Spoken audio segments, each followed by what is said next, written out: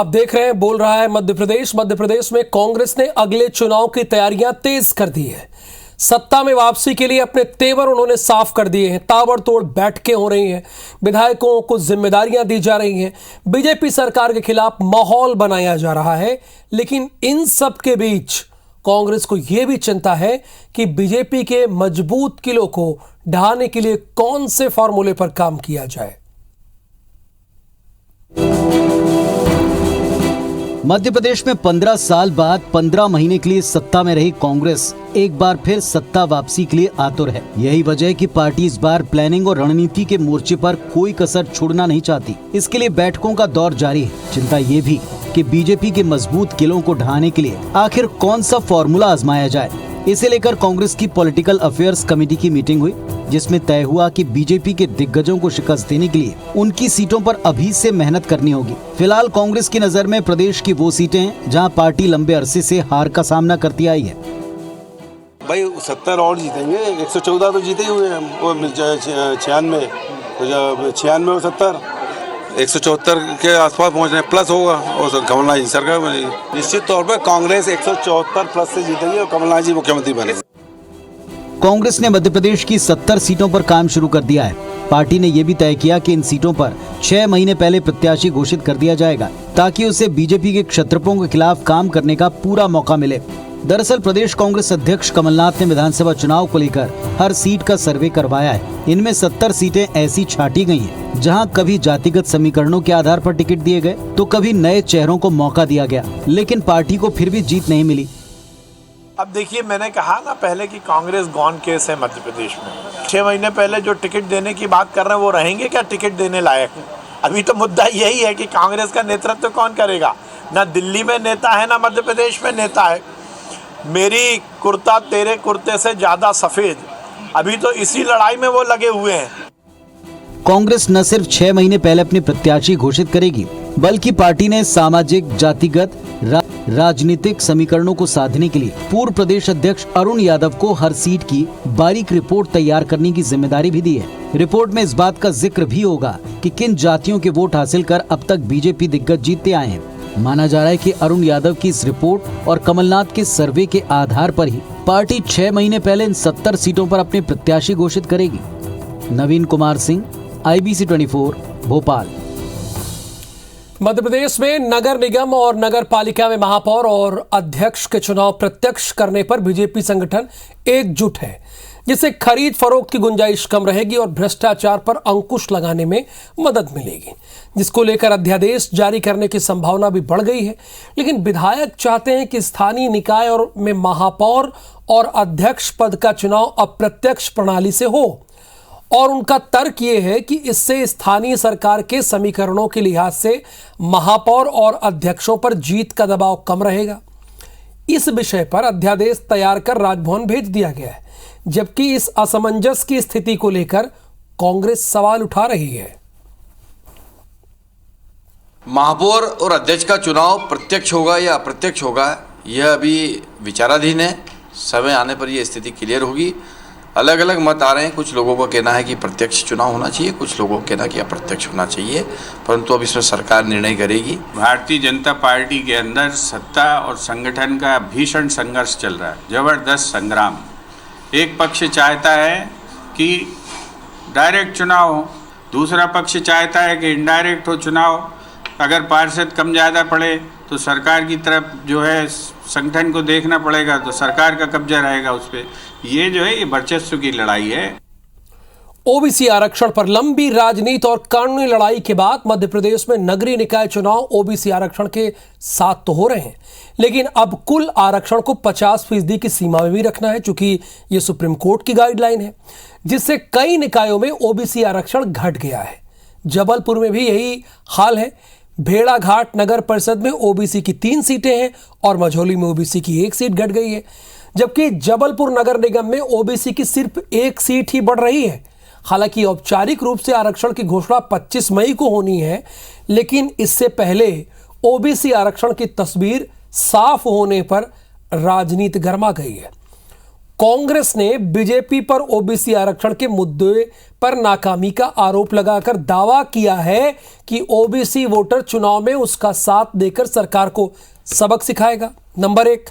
दूसरी तरफ बीजेपी का यह कहना है कि कांग्रेस ने ही कानूनी लड़ाई में फंसाकर ओबीसी आरक्षण खत्म करवा दिया।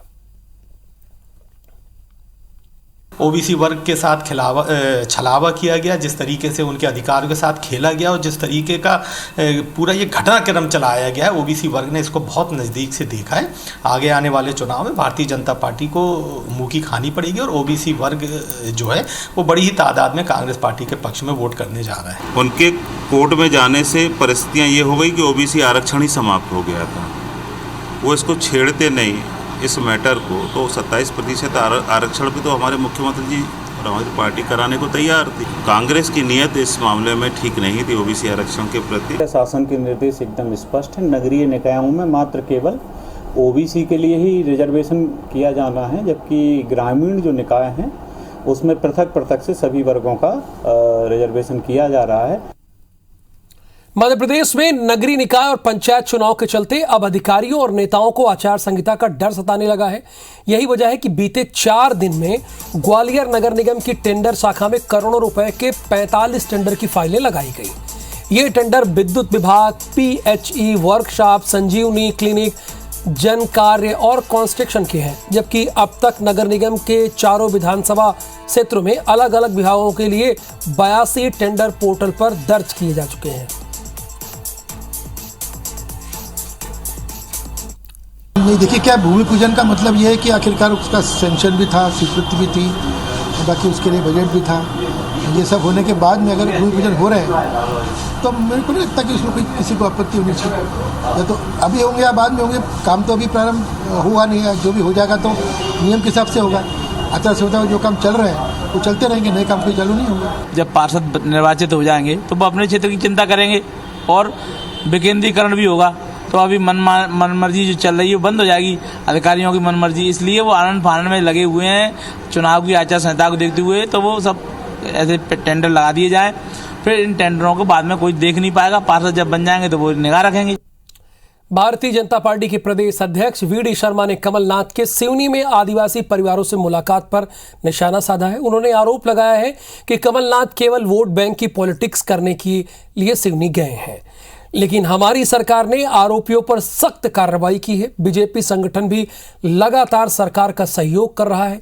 ये संवेदनशील सरकार है। वहीं कांग्रेस में अरुण यादव को जातिगत समीकरण मैपिंग की जिम्मेदारी मिलने पर वीडी शर्मा ने अरुण यादव पर तंज कसा है और कहा है कि उनके साथ क्या हुआ है ये अरुण यादव भी जानते हैं और जनता को भी पता है। रही बात मैपिंग की, तो हमारे कार्यकर्ता यानी बीजेपी के कार्यकर्ता बूथ पर मैपिंग कर रहे हैं। हम बूथ पर सभी समाजों का प्रतिनिधित्व तय कर रहे हैं, क्योंकि हमें बूथ की चिंता है।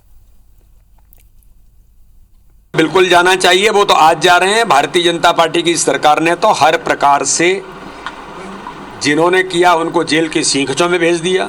हर प्रकार से मुख्यमंत्री तो हमारे इतने संवेदनशील है, 1 सेकंड नहीं लगती है। हमारा संगठन लगातार उनके साथ संपर्क में आके परिवारों के, पीड़ित परिवारों को हर प्रकार से मदद और सहायता करने का काम किया है।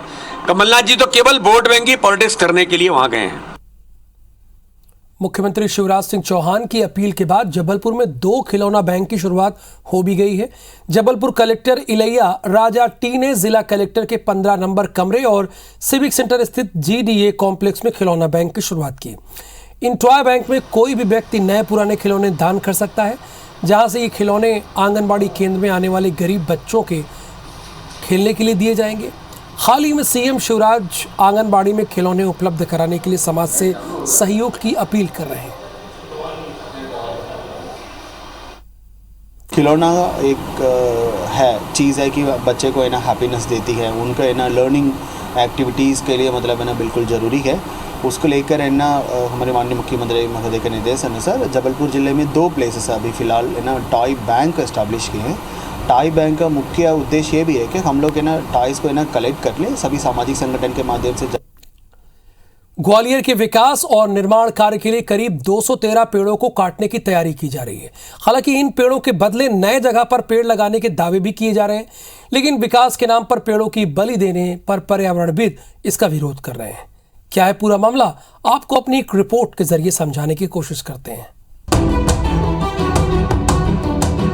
ग्वालियर के रेलवे स्टेशन को एयरपोर्ट की तर्ज पर पुनर्विकसित करने की योजना में 441 करोड़ रुपए खर्च करने की तैयारी की जा रही है, लेकिन स्टेशन के कायाकल्प के लिए इलाके के करीब 213 पेड़ों को काटा जाएगा।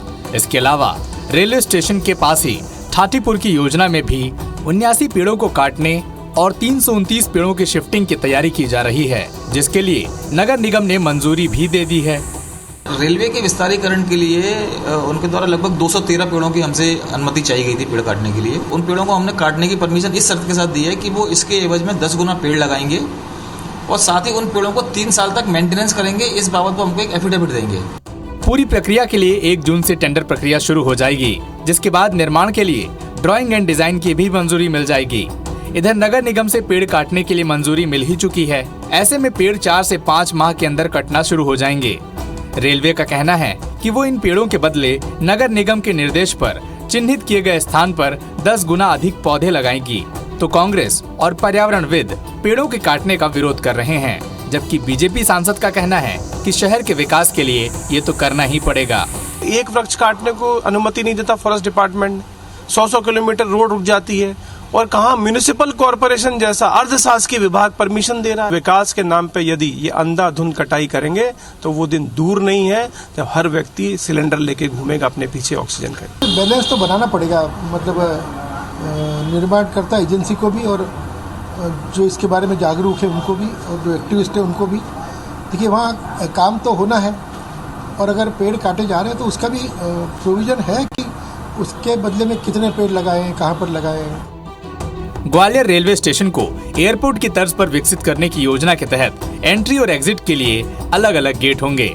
इसके अलावा यात्रियों के आने जाने के लिए 21 लिफ्ट और 19 एस्केलेटर लगाए जाएंगे, जो सभी कॉन्कोर्स एरिया और प्लेटफॉर्म से कनेक्ट रहेंगे। इसके अलावा 2 नए रेलवे प्लेटफॉर्म भी बनाए जाएंगे।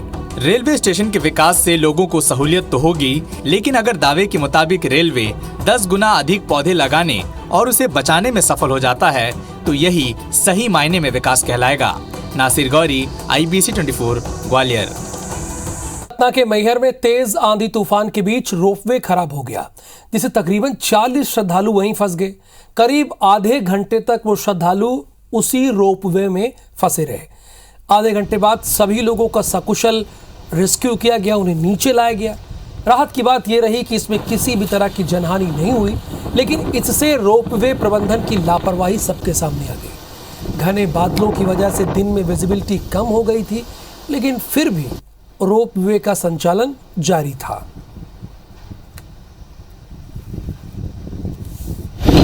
40 क्या हवा चलने से पहले कोई वहाँ पे बताया नहीं गया कि कोई असुविधा या कुछ हो सकता है? नहीं। आधे घंटे लटकते रहे आप। हाँ, अरे डर लग रहा था कि जान चली जाएगी एकदम से। हाँ। कैसा महसूस हो रहा है? ऐसा महसूस हो रहा था। खबर पिपरिया से है, जहां स्टेशन रोड थाना इलाके में एक सरकारी कॉलेज के प्यून ने अपने पूरे परिवार के साथ सुसाइड कर लिया, जिसमें उसकी पत्नी बेटी ने फांसी लगाकर खुदकुशी कर ली है। पुलिस ने मौके से एक सुसाइड नोट बरामद किया है। पुलिस इस मामले की जांच पड़ताल बड़े गहनता के साथ कर रही है। शवों का पूरा पंचनामा और लिखा पढ़ी कंप्लीट करके अभी पोस्टमार्टम के लिए 1 से ज़्यादा डॉक्टरों की टीम द्वारा उनका परीक्षण करवाया जा रहा है। प्राथमिक तौर पर सुसाइड नोट जैसा एक नोट प्राप्त हुआ है, पुलिस उसकी जांच कर रही है। आगे की कार्रवाई PM के बाद ही कुछ अवगत करा पाएंगे।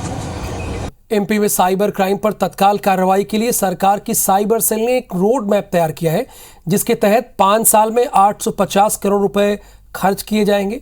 फिलहाल इस कार्य योजना के पहले चरण पर काम किया जाएगा, जिसके तहत सूचना मिलते ही तत्काल कार्रवाई के साथ ही जांच के लिए इन्वेस्टिगेशन ऑफिसर और स्टाफ को प्रशिक्षित करना शामिल है। साथ ही रोड मैप के अगले चरण में डायल 100 की तर्ज पर क्विक रिस्पांस टीम भी तैयार की जाएगी। पहले चरण में 4 और शहरों यानी सागर, रीवा, बालाघाट और चंबल क्षेत्र में जोनल कार्यालय शुरू किए जाएंगे।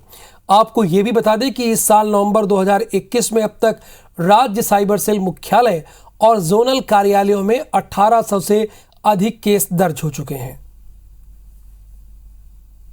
हमने समस्त थानों में मध्य प्रदेश के एक साइबर डेस्क खोलने के लिए प्लान बनाया है और फर्स्ट फेज़ में हम 100 ऐसे थाने चिन्हित करेंगे जहाँ पे साइबर डेस्क खुलेंगे। उनको हम लेटेस्ट गैजेट्स देंगे, सॉफ्टवेयर देंगे, ट्रेनिंग देंगे।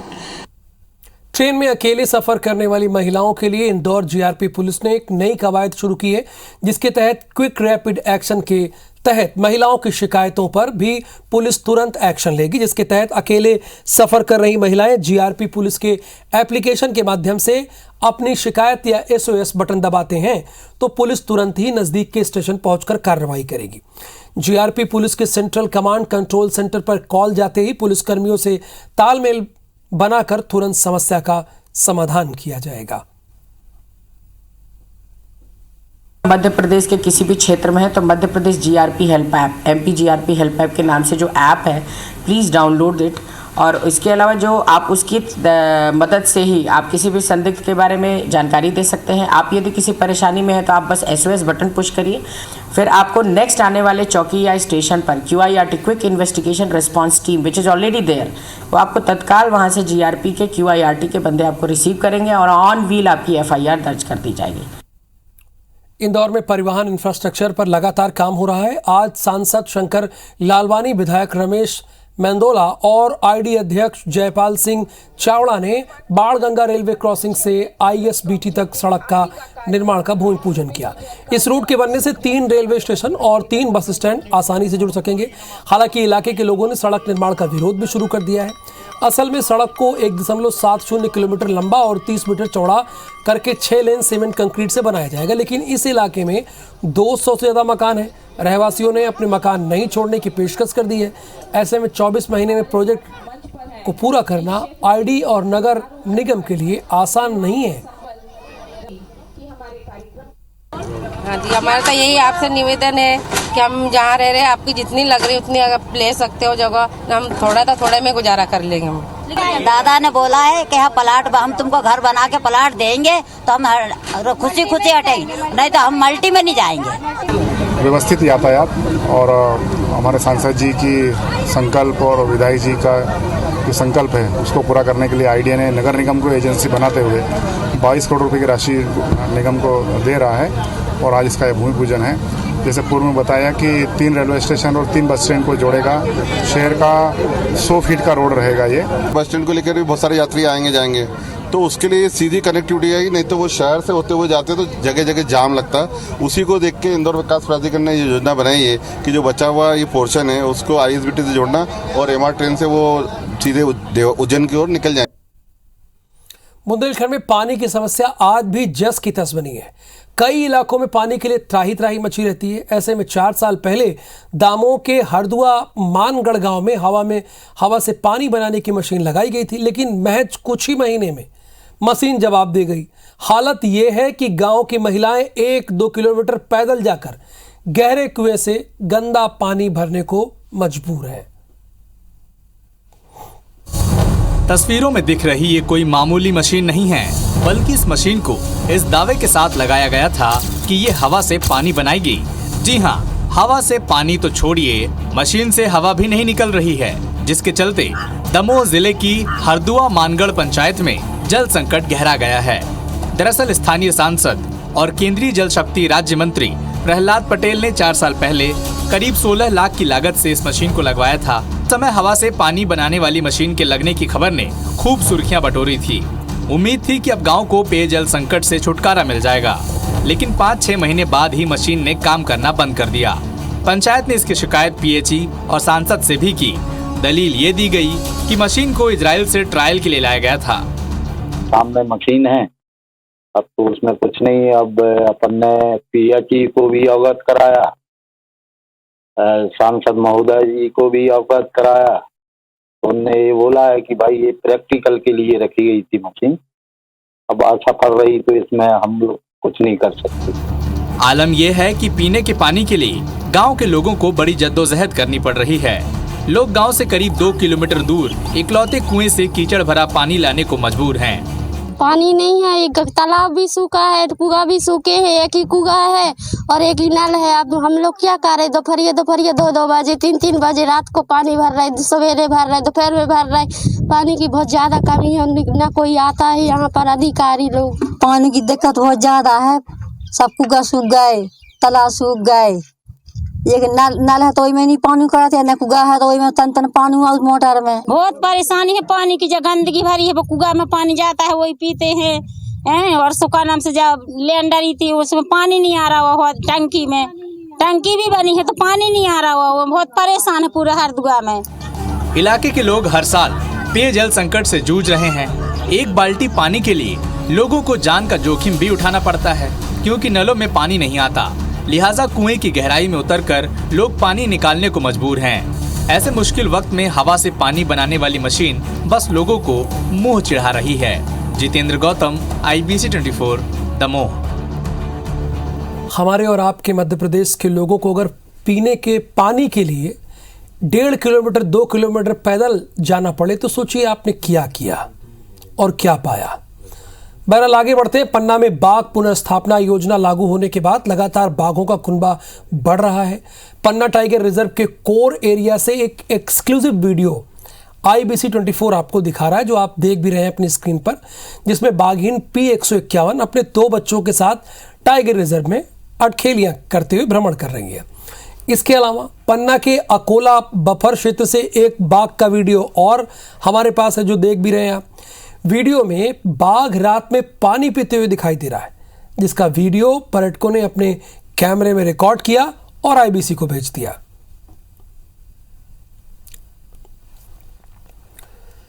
मौसम विभाग के अनुमान के मुताबिक ही आज मध्य प्रदेश में कई जगहों पर तेज हवाओं के साथ बारिश और ओलावृष्टि हुई। ग्वालियर में आज सुबह तेज आंधी और बूंदाबांदी हुई। दिन भर बादल छाए रहे तो सिंगरौली में तेज हवाओं के साथ जमकर बारिश हुई। हालांकि सड़क के गड्ढों में पानी भरने से नगर निगम के दावों की पोल भी खुल गई। बड़े बड़े वो दावे कर रही थी। इधर पन्ना में बारिश के साथ ओलावृष्टि हुई। कटनी में भी कई इलाकों में जमकर बारिश हुई। सागर में भी तेज गर्मी के बाद अचानक बारिश ने गर्मी से राहत दिलाई। आंधी और बारिश ने स्मार्ट सिटी के घटिया निर्माण की पोल खोलकर रख दी। स्मार्ट सिटी कार्यालय की बिल्डिंग के बाहर लगे टाइल्स पत्तों के समान उखड़कर निकल गए। और इस खबर के साथ ही इस बुलेटिन में फिलहाल के लिए इतना ही। आप बने रहिए IBC 24 के साथ।